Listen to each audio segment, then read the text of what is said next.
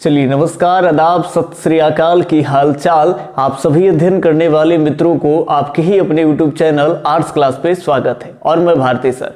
आज हम लोग बात करेंगे 12वीं कक्षा का जो भूगोल है उसके सेकंड चैप्टर के ऊपर में, जिस चैप्टर का नाम है विश्व जनसंख्या वितरण, घनत्व और वृद्धि। इस चैप्टर के कुछ पार्ट जो है इस चैनल के प्लेलिस्ट में आपको मिल जाएंगे, वहां भी बहुत सारी चीजों पे हम लोग बात कर लिए। आज फाइनली इस वीडियो सीरीज में हम लोग क्या बात करने वाले हैं, तो जनांकीय संक्रमण के ऊपर में। आज जितने भी अगर पिछला वीडियो भी आप देखे होंगे तो बहुत सारे जनसंख्या वृद्धि को लेकर के आपके मन में सवाल होंगे कि इस कदर अगर जनसंख्या वर्ल्ड की अगर बढ़ते चली जा रही है और यही अगर बढ़ते चली जाएगी तो दुनिया का क्या होने वाला है। तो ये सारे जो आपके माइंड में जो चल रहा है ना, ये सभी डाउट्स को आज के सेशन में क्लियर हो जाएंगे कॉन्सेप्ट के साथ। तो आइए हम लोग फाइनली देखते हैं जनांकीय संक्रमण के ऊपर में। अब जब बात आती है जनांकीय संक्रमण के, तो सबसे पहला 1 नंबर का 1 अंक का क्वेश्चन आपके ऑब्जेक्टिव में पूछ लिए जाएंगे। यहीं पे आ जाएगा कि जनांकीय संक्रमण का जो सिद्धांत है वो किसने दिया है, तो नोएस्ट्रिन ने दिए है। याद रखेंगे, जनांकीय संक्रमण का जो सिद्धांत है वो कौन दिए हैं, तो नोएस्ट्रिन ने दिए हैं। अब बात आता है कि जनांकीय संक्रमण सिद्धांत का आखिर हम इस्तेमाल यानी प्रयोग किस लिए करते हैं, तो भैया इसका उपयोग जो होता है ना वो याद रखेंगे जनसंख्या के वर्णन के लिए करते हैं। इसके अलावे भविष्य की जनसंख्या का पूर्वानुमान लगाया जाए इसके लिए करते हैं। अब एक बात ध्यान में आपको शायद समझ में नहीं आई होगी, जब तक समझेंगे नहीं तो याद करने में परेशानी होगा। जनसंख्या के वर्णन, इसमें हम लोग पूरे देखेंगे, सब एनालिसिस करेंगे ना, तब आपको समझ में आएगा। ऐसे मोटा मोटी बता दे कि किस जगह पे, जैसे कुछ समाज खेतीहर होंगे, कुछ शहरी सभ्यता टाइप के होंगे, जो शहर का इलाका शहरीकरण हो गया, नगरीकरण में बदल गया है, तो एक वो भाग, एक वो सोसाइटी और एक गांव जिसमें ग्रामीण बस्तियां होते हैं, तो दोनों के सोसाइटी में तो चेंजिंग आएगा ना। तो कहां पे जन्म दर ज्यादा होगा, कहां पे मृत्यु दर ज्यादा होगा, कहां शिक्षित ज्यादा लोग रहेंगे, कहां शिक्षित कम रहेंगे, कौन लोग जो है वो तकनीकी विकास कर लेंगे, तो कहीं ना कहीं दोनों समाज अलग हो जाएगा। और यही से ये दो समाज को लेकर करके एक ग्रामीण सभ्यता कर सकते हो, समाज कर सकते हो, और एक शहरी समाज, ये दो समाजों को लेकर करके और याद रखेंगे नोएस्ट्रिन का एक सिद्धांत है, इस सिद्धांत को कहेंगे जनांकीय सिद्धांत। और इस सिद्धांत को समझने के लिए ध्यान से सुनेंगे, इसको 3 चरणों में बांटा गया है। याद रखेंगे कितने चरणों में, 3 चरणों में। तो एक सवाल यहां से भी आपको पनप सकता है, आ सकते हैं आपके 12th बोर्ड एग्जाम में, कि जनांकीय संक्रमण की जो अवस्थाएं हैं वो अवस्था कितनी होती है, तो ये अवस्थाएं 3 होती है। आपके बुक्स में एनसीईआरटी में 3 अवस्था के बारे में ही पढ़ना है, तो हम लोग फाइनली 3 अवस्था 3 स्टेज के ऊपर में चर्चा करेंगे। अगर बात कर ले तो ये आपका फर्स्ट स्टेज है, प्रथम अवस्था, ये सेकंड स्टेज, द्वितीय अवस्था है और ये तृतीय अवस्था है। अब ये तीनों अवस्था में किसी में जन्म दर बढ़ेगी, किसी में जनसंख्या वृद्धि जो है उसमें हल्की गिरावट आएगी, किसमें बहुत गिरावट आएगी, नियंत्रित होगा। ये पूरे कॉन्सेप्ट को देखेंगे। अब इसको समझने के लिए आपको 2 सभ्यता या 2 समाज को माइंड में सेट करना है। एक इलाका जिसको कहते हैं ग्रामीण इलाका, भाई देखियो ध्यान से सुनेंगे, एक ग्रामीण वाला भाग और एक भाग जो है वो नगरीय या फिर शहरी वाला भाग ले लेंगे।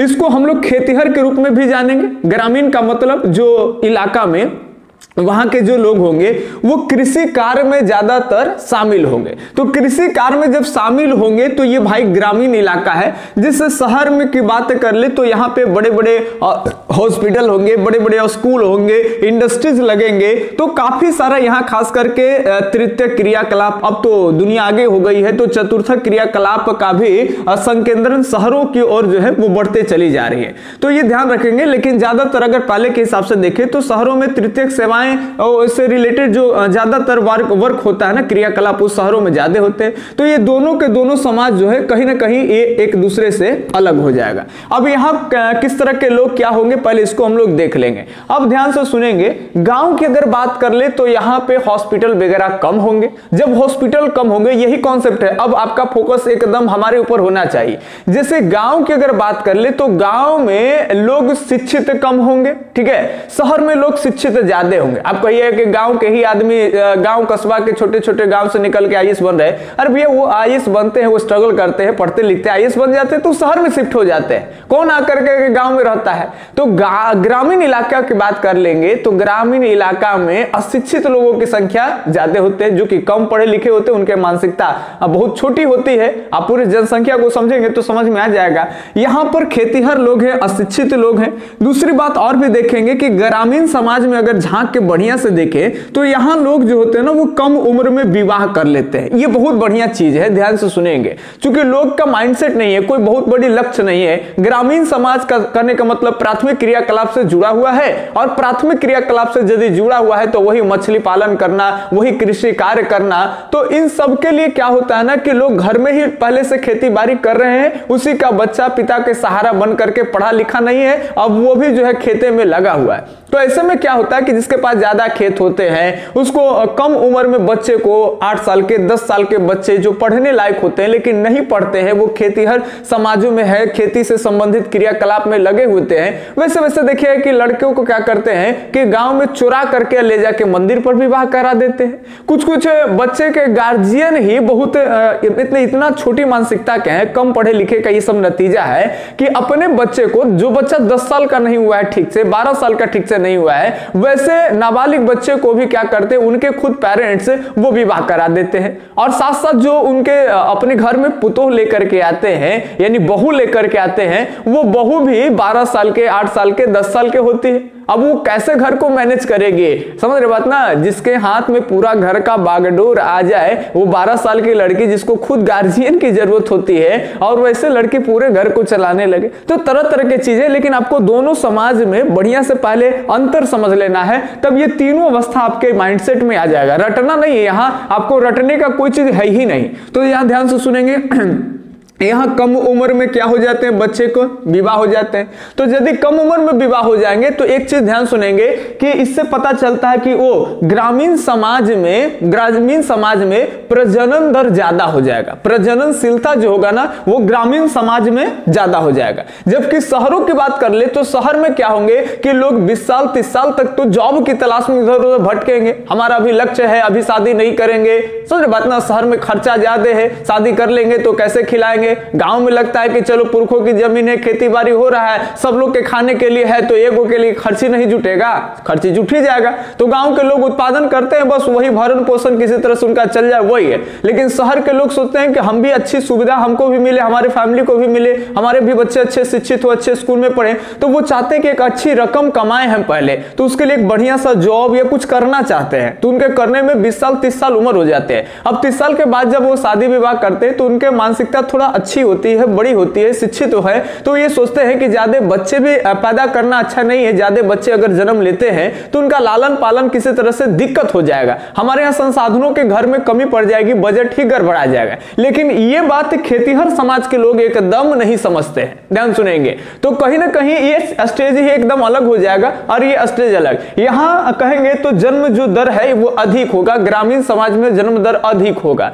लेकिन शहरी वाला अगर भाग कर लेंगे, नगर में बात कर लेंगे, तो यहां शहरी में जो है वो जन्म दर क्या हो जाएगा सर जी, तो ये डाउन होगा। बात को ध्यान से सुनेंगे। अच्छा, दूसरी बात ये भी होता है कि यहां पे ग्रामीण समाज के लोग की रहन सहन के निम्न दशाएं होते हैं, जबकि शहर में लोगों के रहन सहन के अच्छी दशाएं होते हैं। ठीक है, तो यहां अच्छी दशाएं होने के कारण साफ सुथरा से लोग रहते हैं, तो यहां महामारियां वगैरह फैलने की चांसेस शहर में, नगर में कम होती है, जबकि ग्रामीण इलाका में महामारियां फैलने की चांसेस ज्यादा होती है। ये भी ध्यान से सुनेंगे।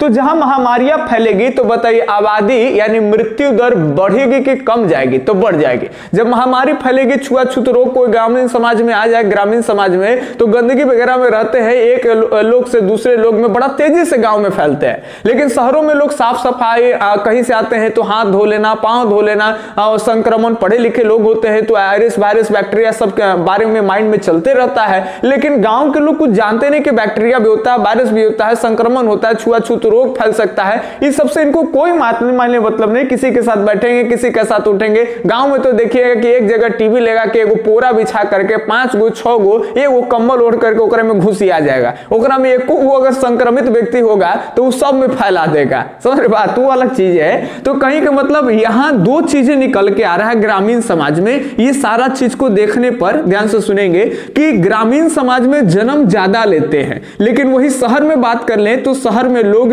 का जो जन्म दर है ना सर, यानी प्रजननशीलता जो है ना वो क्या होता है, कम होता है। एकदम जो विकसित शहर बन जाता है वहां की हम बात कर रहे हैं। अब ध्यान सुनेंगे कि जो ग्रामीण या खेतीहर समाज होते हैं वहां पर मृत्यु दर अधिक होते हैं, यानी मरने वाले लोग जो होते हैं वो ज्यादा होते हैं।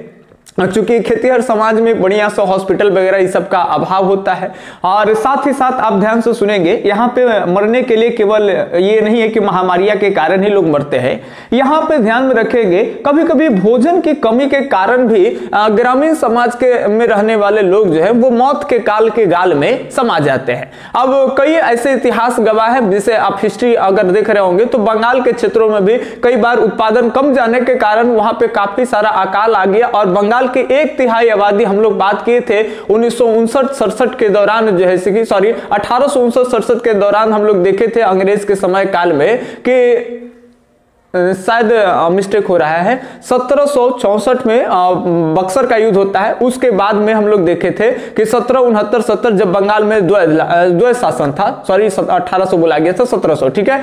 तो वहां पे भी हम लोग देखे थे कि काफी सारे ग्रामीण समाज के ही लोग जो है वो मरे थे। ऐसे नहीं थे कि बंगाल में जो सेठ साहूकार लोग थे, इसके बारे में बड़े बड़े जमींदार थे, वो लोग नहीं मरे। जो एकदम खेती से जुड़े हुए हैं ना, जिनके पास बस इस वर्ष खाने के लिए अनाज है, चाहे 1 महीने के लिए अनाज है, वैसे इन लोगों के पास ज्यादा भंडारण भी नहीं होता है। तो ये ध्यान सुनेंगे, भोजन के कमी के कारण, महामारियों के कारण यहाँ मृत्यु दर अधिक होता है। यहाँ जो है लोग शिक्षित कम होते हैं, कम उम्र में इनको विवाह हो जाता है, इसीलिए यहाँ जन्म दर क्या होता है, अधिक। यहाँ अधिक उम्र में लोग विवाह करते हैं, यहाँ जन्म दर क्या होगा सर जी, तो कम होगा। पढ़े लिखे लोग होते हैं, समझदार होते हैं, ये संसाधनों के हिसाब से मैनेज करना जानते हैं, तो यहाँ ये जन्म ज्यादा करना उचित नहीं मानते, तो यहाँ जन्म दर क्या होता है, कम रहता है। अब ध्यान से सुनेंगे, इस तरह से जो समाज है एक खेतीहर से और एक नगरीय में चेंज होता है या शहर में चेंज होता है, तो क्या ये तो डायरेक्ट तो चेंज होता नहीं है। तो ये ध्यान सुनेंगे, इसको इस तरह का मेंटेलिटी लगने में थोड़ा टाइम लगता है। जैसे हम एक बात बोले कि मान लीजिए गांव है और ये शहर है, तो शहर बनता कैसे है। मान लेते हैं कि अगल बगल गांव के ये छोटा मोटा बाजार हुआ होगा, शुरुआती में कस्बा होगा। अब यहाँ पर क्या होंगे कि स्थानीय बाजार लगने शुरू होंगे और यहाँ पे काफी सारे ग्रामीण इलाका के कुछ सामग्रियां इधर बिकने लगी होगी, तो ये एक बाजार गंज के रूप में बढ़ा होगा धीरे धीरे। और यहाँ पे काफी सारे जो है अगल बगल जो भी उत्पादन करने वाले लोग होंगे, बेचने वाले व्यापारी लोग का ये धीरे धीरे हब हो गया होगा। तो यहाँ पे बेचने वाले भी लोग रहे होंगे, भीड़ भाड़ थोड़ा ज्यादा हो गया, तो इलाज करने वाले लोग भी अब यहाँ आ जाएंगे। इलाज करने वाले लोग आ जाएंगे तो यहाँ ज्यादा आबादी है, तो यहाँ हॉस्पिटल अच्छे खुलने लगेंगे, साथ साथ स्कूल होंगे, कॉलेज होंगे, ये सब खुलने लगेंगे। तो यहाँ पे धीरे धीरे अब ये बड़ा शहर बनेगा और बड़ा शहर बन जाएगा। धीरे धीरे यहाँ पे काफी अच्छी सुविधा मिलेगी, जिसके कारण और दूर दूर से जो ग्रामीण इलाका से लोग होंगे वो सब इधर ही खींचे चले आ जाएंगे। तो एक बहुत लंबे समय के बाद में जो है ये क्या बना होगा, तो एक विकसित शहर बना होगा। तो उसी तरह से आपको वर्ल्ड में 2 देश समझना है, एक विकासशील देश समझना है और एक विकसित देश। क्योंकि विकसित देश में क्या होते हैं कि जन्म दर क्या होते हैं सर जी, डाउन होते हैं। पिछले वीडियो सेशन में आपको बताए थे कि यूरोप को देख लीजिए, तो यूरोप का जो जनसंख्या वृद्धि है वो कम है, ठीक है। लेकिन जैसे ही अगर हम बात कर ले, जहां पे अशिक्षित लोग ज्यादा होते हैं, साक्षरता दर जहां का कम है, समझ रहे बात ना,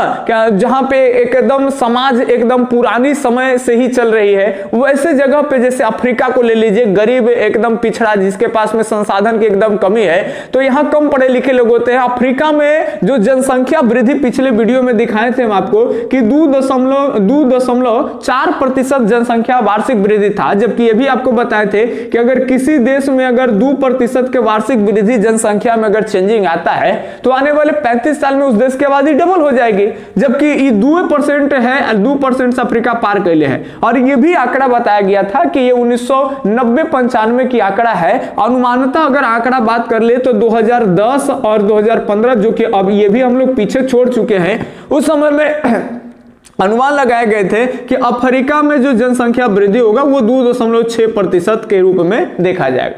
तो इस तरह से एक चीज तो पक्का तय हो जाता है कि जिस तरह से हम लोग एक समाज के ऊपर में बात कर रहे थे, वही चीज लागू होता है एक देश के ऊपर में, कि जो फाइनली डेवलप कंट्री होते हैं उनके यहाँ जन्म दर क्या होते हैं सर जी, डाउन होता है। और वो लोग क्या होते हैं, हॉस्पिटल वगैरह अच्छी सुविधा होते हैं, वैक्सीनेशन वगैरह ये सब खोज हो चुका होता है, टीकाकरण कई रोगों के विरुद्ध लड़ने के लिए वो लोग टीका भी बना लेते हैं। तो वहां वो लोग अगर वहां उनके यहाँ महामारी फैले, बीमारी फैले, तो उन लोग तुरंत काबू कर लेते हैं, जिससे क्या होता है ना कि डेवलप कंट्री में वहां महामारियों से या किसी तरह के रोगों से या बीमारियों से लोगों को मरने से बचा लिया जाता है। तो मृत्यु दर कम है, ध्यान सुनेंगे, मृत्यु दर कम है। आज जन्म भी ज्यादा नहीं ले रहा है, शिक्षित लोग है, मेंटलिटी बढ़िया है सबका, ठीक है। तो वहां पे ये चीज आपको समझना है। लेकिन अगर उसके अपोजिट अगर विकासशील देशों की अगर बात कर लेंगे तो विकासशील देश में बस खेतीहर समाज से रिलेट करके आप समझ सकते हैं। चलिए, अगर इतना बात आपको समझ में आया होगा, शायद इतना अगर बोर लगा होगा आप हट भी गए होंगे, अब जो बने रहेंगे अब आपको समझ में आएगा। तो यही चीज आपको समझना है कि ग्रामीण सभ्यता से या ग्रामीण समाज से एक नगर में जाना, ये छोटे विकासशील देशों से विकसित बनना, ये दोनों के बीच में कुछ तो प्रक्रिया है। तो ये जो बीच का जो कड़ी हो जाएगा सर जी, ये बीच का कड़ी आप समझेंगे जस्ट लाइक ये सेकंड स्टेज है। और जो एकदम डेवलप कोई कंट्री या डेवलप कोई शहर बन जाएगा, ये जस्ट लाइक समझेंगे कि ये तीसरा स्टेज है, इसको कहेंगे तृतीय अवस्था।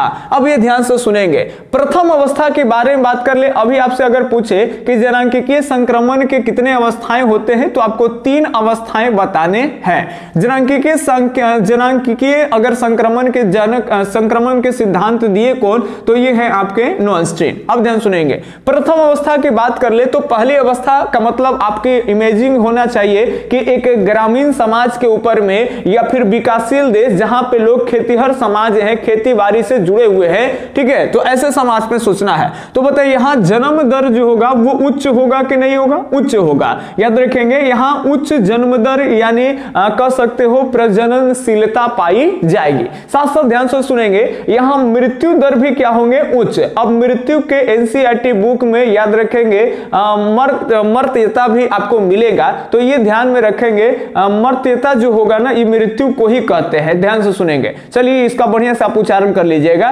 हम मृत्यु दर और जन्म दर की अगर बात कर ले तो ये दोनों के दोनों प्रथम अवस्था में ज्यादा होता है। अभी समझेंगे, चूंकि अभी बताएं कि जन्म दर क्यों ज्यादा होंगे, यहां शिक्षित ज्यादातर लोग हैं। अच्छा, मृत्यु दर ज्यादा क्यों होंगे, कि खेतीहर समाज में हॉस्पिटल न अवेलेबल होने के कारण या फिर किसी रोगों के विरुद्ध में इलाज वहां ना मिलने के कारण लोग खेतीहर समाज में ज्यादा मरते भी हैं, ठीक है। तो ये आपको ध्यान देना है। तो यहां मरेंगे भी ज्यादा लोग और जन्म भी ज्यादा लेंगे। तो बताइए जनसंख्या में वृद्धि होगा। देखिए, अगर लोग नहीं मरते, हॉस्पिटल की अच्छी सुविधाएं होते, लोग पढ़े लिखे नहीं होते, तब पढ़े लिखे नहीं होते तो जन्म दर ज्यादा होता, हॉस्पिटल वगैरह बहुत बढ़िया होता, तो यहाँ पे मृत्यु दर डाउन होता, तो जनसंख्या में वृद्धि बहुत तेजी से होता। लेकिन यहाँ पे दोनों एक ही कड़ी देखा जा रहा है कि मृत्यु दर भी अधिक है, जन्म दर भी अधिक है। तो जब जन्म आदमी ज्यादा लेगा तो मर भी ज्यादा रहा है, तो बताइए जनसंख्या में वृद्धि कैसा देखा जाएगा, तो ये ध्यान से सुनेंगे, धीमी वृद्धि। अब यही बात आपको ध्यान से सुनेंगे, कहते हैं कि आज जितने भी यूरोप के जो बड़े बड़े शहर हैं, विकसित शहर हैं, या फिर इंडिया के हो, कहीं भी अगर डेवलप शहरों की अगर बात कर ले या डेवलप कंट्री की बात कर ले, तो ये सभी देशों का हाल 200 वर्ष से पहले जो था यानी इसी तरह का था। यानी जनांकीय संक्रमण की जो पहली अवस्थाएं है, पहली अवस्थाएं यानी एकदम खेतीहर से रिलेट करके देखेंगे तो उसी तरह से पूरी दुनिया में लगभग हर देशों का वही हाल था। लेकिन ध्यान सुनेंगे, आज कोई दूसरी अवस्था में भी है, तो आज कोई तीसरी अवस्था में भी है, और इसी को देखेंगे। यहां से बहुत सारे क्वेश्चंस आएंगे। तो पहली अवस्था आप समझ गए, यहां पे जन्म दर भी ज्यादा रहेगा और मृत्यु दर भी क्या रहेगा, ज्यादा, जिसके कारण जनसंख्या वृद्धि क्या हो जाएगी सर जी, धीमी। और 200 वर्ष पहले याद रखेंगे दुनिया का लगभग हर जो देश था और हर देश के हर शहर जो जो था लगभग इसी अवस्था के दायरे में आते थे। अब आपको यह भी ध्यान रखना है, यहाँ अशिक्षित लोग क्या होंगे तो ज्यादा होंगे। अच्छा, यहाँ प्रौद्योगिकी यानी तकनीक का जो स्तर होगा वो क्या होगा सर जी, तो डाउन होगा। ठीक है, चलिए ये ध्यान में रखेंगे। इसके अलावा सेकंड स्टेज की बात कर ले। अब यहाँ पे आपको 2-3 बातें समझना है कि कौन कौन से देश आते हैं। पहले हम लोग स्टेज समझ जाएंगे, फिर उसके बाद में हम लोग कंट्री को भी देखेंगे। ध्यान सुनेंगे। अब यहाँ पे यही चीज ग्राफ में भी ये दिखाए हैं आपको कि ये ध्यान से सुनेंगे। ये आपका जन्म दर और मृत्यु दर को लिया गया है, जिसमें पिछले दिन हम को बताए थे कि हम लोग यहाँ 12वां में पढ़ते हैं अशोधित जन्म दर और फिर अशोधित मृत्यु दर। ठीक है, तो ये अशोधित जन्म दर और अशोधित मृत्यु दर को इधर हम लोग लिखे हैं। और 1000 के पीछे याद रखेंगे, अगर 15 गो व्यक्ति अगर जन्म ले रहा है, याद रखेंगे 15 व्यक्ति अगर जन्म ले रहा है या मर रहा है, मृत्यु है, तो ये कम है। लेकिन अगर हाई हम लोग कब मानते हैं, जब 35 के आसपास आ जाए। अब बहुत ज्यादा नहीं आएगा कि चूंकि मरने वाले तो 1000 आदमी में सब आदमी मर ही जाएगा। 1000 आदमी में एक साल में 35 आदमी मर रहा है, तो समझिए कि एक मैक्सिमम दायरा जा रहा है। समझ बात ना, 1000 आदमी के पीछे में 1000 जनसंख्या है, तो उसमें से महिला की संख्या तो कम होगी, और महिला में भी सब महिला प्रेगनेंसी में थोड़ी ना होगी। तो ये ध्यान में रखना है आपको कि 1000 टोटल जनसंख्या में एक साल का जन्म दर मृत्यु दर देखे तो अगर 35 आता है तो ये मृत्यु दर जन्म दर हाई होगा। अगर 15 है तो ये समझेंगे कि ठीक ठाक है, एकदम कोई दिक्कत नहीं, एकदम फर्स्ट क्लास है, ना तो दम कम है ना तो बहुत ज्यादा है। चलिए, तो ये 15 और ये 35 ले लिए। 35 एकदम सबसे हाई है, जिसमें यहाँ पे एक ग्राफ इस तरह से हम कर दिए हैं, इस तरह से कर दिए हैं जन्म को, और एक इस तरह से कर दिए मृत्यु को, जो कि एकदम देख रहे हैं कि ये दोनों इस तरह से चल रहा है, यानी 15 से बहुत आगे है। यानी याद रखेंगे पहली अवस्था में व्यक्ति जन्म भी ज्यादा लेगा और व्यक्ति मरेगा भी ज्यादा। तो इस तरह से ध्यान से सुनेंगे, जब ज्यादा व्यक्ति मरेगा, ज्यादा आदमी जन्म लेगा, तो जनसंख्या में वृद्धि होगा,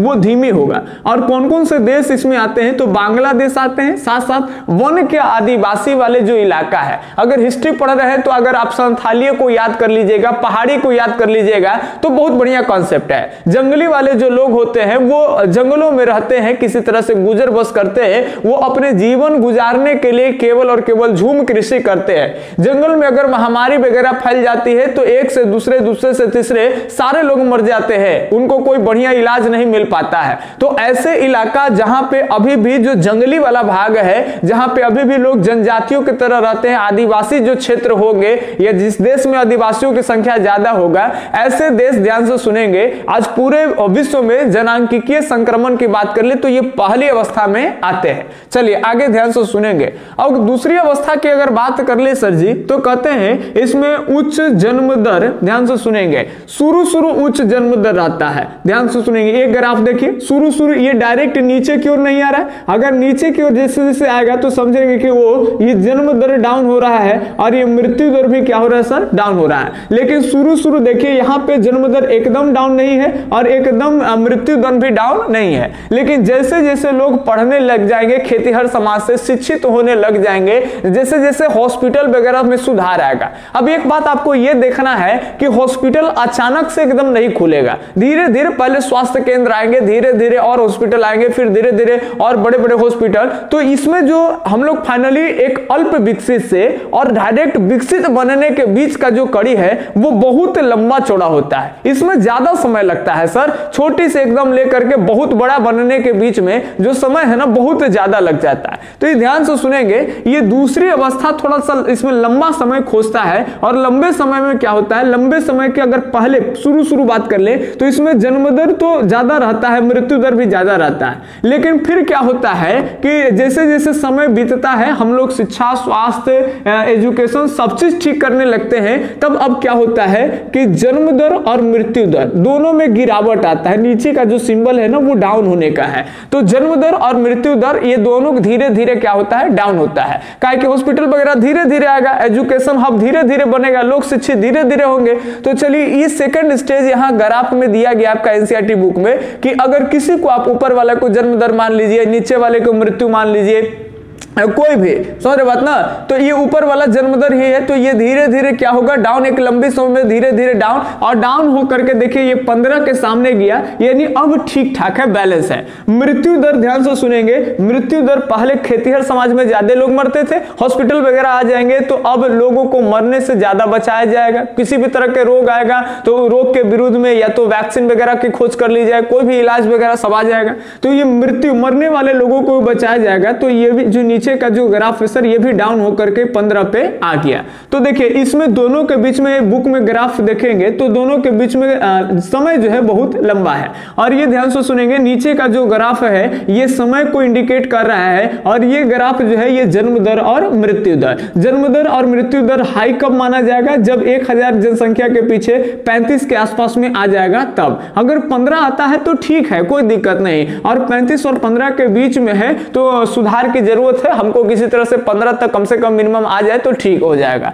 तो इस तरह से याद रखेंगे, पहले समाज, खेतीहर समाज में जन्म दर भी ज्यादा रहेगा, मृत्यु दर ज्यादा रहेगा, आदमी जन्म ज्यादा लेगा, मरेगा भी ज्यादा, तो जनसंख्या में धीमी परिवर्तन होगी। दूसरे अगर समय की बात कर लेंगे तो शुरू तो जन्म दर और मृत्यु दर ज्यादा रहेगा, लेकिन धीरे धीरे हम लोग इसमें सुधार करेंगे, हम लोग के पास धीरे धीरे तकनीक वगैरह आने लगेंगे, हॉस्पिटल, एजुकेशन ठीक होगा, तो ये मृत्यु दर धीरे धीरे डाउन होगा, जन्म दर भी धीरे धीरे डाउन होगा। तो जनसंख्या के स्तर के जो परिवर्तन है इसको हम लोग प्राकृतिक वृद्धि के रूप में भी देखते हैं। चलिए ये ध्यान से सुनेंगे, ये जनसंख्या वृद्धि में याद रखेंगे, इसको कहते हैं प्राकृतिक वृद्धि, जो धीरे धीरे यहाँ पे एकदम डाउन किया जाएगा। अब मेन चीज आप ध्यान से सुनेंगे, इसमें क्या होता है कि अब ये पूछेगा कि दूसरे जो जनसांख्यिकी संक्रमण है, इसमें जनसंख्या तेज से बढ़ती है, ये धीमे बढ़ती, इसको समझना है। तो इसमें जनसंख्या की जो वृद्धि होगा सर, ये याद रखेंगे, जनसंख्या वृद्धि भी समय समय पे क्या होने लगेंगे, कमने लगेगी। जैसे जैसे हमारे यहाँ हॉस्पिटल की संख्या बढ़ेंगे, जैसे जैसे लोग जो है ज्यादा शिक्षित होंगे,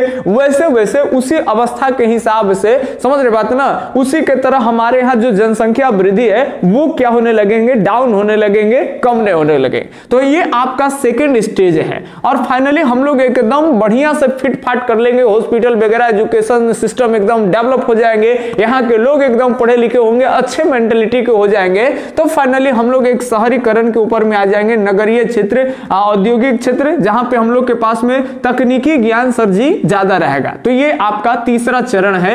अब तीसरे चरण में क्या है, तो इसमें क्या होगा, जन्म दर और मृत्यु दर। ध्यान सुनेंगे, तीसरे चरण में जन्म दर और मृत्यु दर ये दोनों क्या हो जाएंगे, तो ये लगभग समान हो जाएंगे, या फिर ये भी हो सकते हैं कि स्थिर होंगे। अगर परिवर्तन भी होगा, अगर समान नहीं होते, स्थिर नहीं होते हैं, तो अगर परिवर्तन भी होगा जन्म दर और मृत्यु दर, तो कहते हैं कि बहुत मंद गति से परिवर्तन होगा, बहुत कम परिवर्तन होगा, जनसंख्या वृद्धि होगा लेकिन बहुत ही क्या होगा, तो कम होगा। तो ये अगर इस तरह के केसेस देखे जाते तो डेवलप है। अब हम लोग फाइनली, आपको लग रहा होगा कि किस तरह से यूरोप वाले जो है जनसंख्या पे कंट्रोल पा कर करके किस तरह से वो लोग जैसे जैसे शिक्षित हो गए, हॉस्पिटल वगैरह ठीक कर गए, तो ऑटोमेटिक जनसंख्या में सुधार। अब आपको लगता होगा कि भारत की आबादी इतनी तेज रफ्तार से बढ़ रही, ऐसा नहीं है सर। हम लोग खेतीहर समाज से थे, हमारे यहाँ बहुत सारी आबादी जो है, सबसे ज्यादा आबादी कृषि कार्य से जुड़े थे, लेकिन अब धीरे धीरे तृतीय क्रियाकलापों में रुझान बढ़ रहा है। चतुर्थक क्रियाकलाप और पंचम क्रियाकलाप का भी महत्व बढ़ रहा है। चतुर्थक क्रियाकलापों में अगर बात कर ले तो ज्ञान आधारित बहुत सारे काम है, हम लोग होम सोर्सिंग काम कर रहे हैं, घर पर बैठ कर करके ही लैपटॉप ले कर करके काम कर रहे हैं, जो कि केपीओ वगैरह आउटसोर्सिंग का एक पार्ट्स पढ़ेंगे, उसमें आपको समझ में आ जाएगा, समझ रहे बात है ना। तो वहां पे क्या है हम लोग को कि घर पे ही रह करके वर्क कर रहे हैं। मानसिक जो काम हो गया है ना, चतुर्थक क्रियाकलाप में थोड़ा सा आ जाएगा, जब मानसिक रूप में थोड़ा सा हाई लेवल का अगर वर्क हो, जो उच्च स्तरीय वेतन की अगर बात कर ले, इसमें वेतन भी बहुत ज्यादा उच्च होता है। तो इस तरह के काम धीरे धीरे बढ़ रहे हैं, हम लोग धीरे धीरे वेल शिक्षित एकदम होते चले जा रहे हैं, सब होते चले जा रहे हैं। तो वैसे वैसे हम लोग का मेंटेलिटी भी ऑटोमेटिक चेंज होते जा रहा है। और जब धीरे धीरे मेंटेलिटी चेंज होगा, देखो डायरेक्ट वे में कुछ नहीं किया जा सकता है। लोग जब तक शिक्षित नहीं हो जाएंगे, लोगों को मरने से ज्यादा संख्या में बचाया नहीं जाएगा, तब तक हम लोग फाइनली तीसरे स्टेज में नहीं आएंगे। ठीक है, तो ये आप समझ में आ गया आपको, ये ग्राफ भी आपको समझ में आ गया होगा कि तीसरे चरण में क्या होगा। तो ये जन्म दर और मृत्यु दर दोनों में उतार चढ़ाव जो होता है वो एकदम नहीं हो जाए, ये स्थिर हो जाए, या फिर अगर उतार चढ़ाव भी होगा तो बहुत मंद गति से परिवर्तन इसमें देखने के लिए मिल जाएगा। अगर याद रखेंगे, अगर डेवलप की बात कर ले तो तीसरे चरण में जो कुछ उदाहरण है इसको ध्यान रखेंगे कि विश्व में कनाडा, जापान और यूएसए, ये याद रखेंगे जनांकीय संक्रमण के तीसरे चरण के उदाहरण है, यानी तीसरी अवस्था के। जबकि पहली अवस्था में अभी आपको बताए थे कि बांग्लादेश और वो विश्व के वो क्षेत्र आते हैं जहां पे वन वाला इलाका ज्यादा है और वनों में आदिवासी समूह के लोग, जनजाति समुदाय के लोग ज्यादा रहते हैं। इसके अलावा अगर बात कर ले, अच्छा भारत, हम लोग भारत में है तो भारत की चर्चा चलनी चाहिए। और भारत में हम लोग बहुत अभी तेजी से हमारे यहाँ जो है एजुकेशन सिस्टम ठीक हो रहा है, लोगों का मेंटलिटी बदल रहा है, आप बड़ी संख्या में लोग पढ़ रहे हैं, ठीक है, शिक्षित हो रहे हैं, साथ साथ हमारे यहाँ हॉस्पिटल वगैरह ये सब सुधार हो रहा है। तो हम लोग फाइनली दूसरे स्टेज में आ रहे हैं। अब हम लोग फाइनली एकदम डेवलप हो जाएंगे, यहाँ के लोगों का मेंटेलिटी, माइंडसेट सब चीज ठीक हो जाएगा। ये चोरा चोरा के ब्याह करावे वाला दूर हो जाएगा, लोग 30 साल 32 साल अधिक उम्र में ब्याह करेगा और बहुत कम आबादी रखेगा। तो धीरे धीरे धीरे धीरे हम लोग थर्ड स्टेज में एंट्री ले सकते हैं। लेकिन अभी फाइनली याद रखेंगे श्रीलंका है या फिर केन्या है, केन्या जो लगा हुआ है आपका द्वीपीय देश है, मैक्सिको वगैरह ये सब देखते हो, जैसे इस तरह का मान लेते हैं देश है, तो इधर में केन्या वगैरह आपको मिल जाएगा, यानी उत्तरी अमेरिका, दक्षिणी अमेरिका और इधर मध्य अमेरिका से इधर जाएंगे तो द्वीपीय वाले क्षेत्र में। तो ये केन्या है, श्रीलंका है, पेरू है और भारत है, ये सब किस में आते हैं तो सेकेंड स्टेज में। तो जनांकीय संक्रमण सिद्धांत आप समझ पाए होंगे। अगर बीच में कहीं दिक्कत हुआ तो वीडियो को पीछे से करके देखेंगे। अगर आपको कहीं समझने में बहुत ज्यादा तकलीफ हुआ होगा तो कहिएगा, कमेंट बॉक्स में करिएगा, अगले दिन आपको समझाया जाएगा, जहां से कहिए वहां से, और नहीं तो फिर से वीडियो एक बढ़िया से शॉर्ट वे में और एकदम बारीकी से समझा दिया जाएगा। तो दोस्तों तब तक के लिए धन्यवाद, जय हिंद।